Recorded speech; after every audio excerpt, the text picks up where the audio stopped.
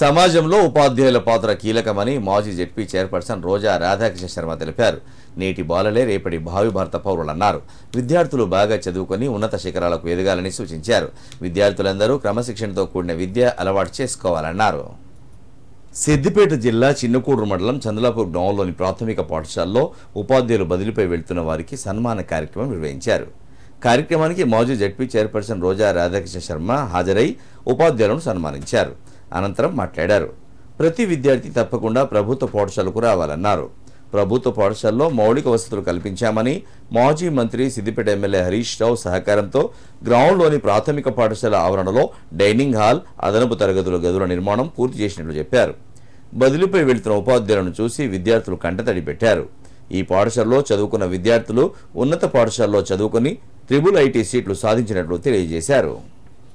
ప్రాథమిక పాఠశాలలో 4 ఉపాధ్యాయులు బదిలీపై వివిధ ప్రాంతాలకి వెళ్ళడం జరిగింది. దాంట్లో ఒక ఉపాధ్యాయునికి ప్రమోషన్ కూడా రావడం జరిగింది.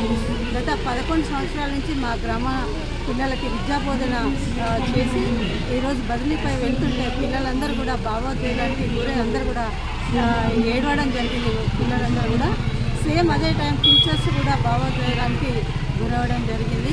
అంటే ఇక్కడున్న స్టాఫ్ ప్రధాన ఉపాధ్యాయులు అదేవిధంగా ఉపాధ్యాయులు ఒక కమిట్మెంట్తో పనిచేసి ఇక్కడ 50 ఉన్న స్ట్రెంత్ని వాళ్ళు 270 వరకు కూడా తీసుకుపోగలిగాం. గత ప్రభుత్వం ఆంగ్లంలో బోధన ప్రభుత్వ పాఠశాలలో స్టార్ట్ చేసినప్పటి నుంచి ఇక్కడ స్ట్రెంత్ కూడా పెరగడం జరిగింది. మా గ్రామస్తుల సహాయ సహకారాలతోని బయటకు పిల్లల్ని పంపించకుండా పిల్లలందరినీ కూడా మా గ్రామంలో ఉన్న పాఠశాలను చదివించడం ద్వారా గ్రామస్తుల సహాయ సహకారాలతో ఇది సాధించడం అనేది జరిగింది. మన ఊరు మినిమం 10-15 లక్షల రూపాయలు సంపాదించినట్టుగా మేము భావిస్తూ విద్యార్థులకు ఇంకా ఫ్యూచర్లో మంచి బోధన అందించడానికి నిరంతరం కృషి చేస్తూ ఉన్నాం. మా బదిలీపై వెళ్ళిన ఉపాధ్యాయులను ఈరోజు వారిని సన్మానించుకోవడం జరిగింది. అదేవిధంగా మా పాఠశాలకు బదిలీపై వచ్చినటువంటి ఉపాధ్యాయులు కూడా చాలా అంకితభావంతో పనిచేయడానికి వారు ముందున్నారు. గతంలో వారు కూడా ఇద్దరు మా మండలంలో పనిచేసిన వాళ్ళే, ఒక వ్యక్తి బయట నుంచి రావడం జరిగింది. వారు కూడా చాలా ఈ 10 రోజుల నుంచి గమనించినట్టయితే వారు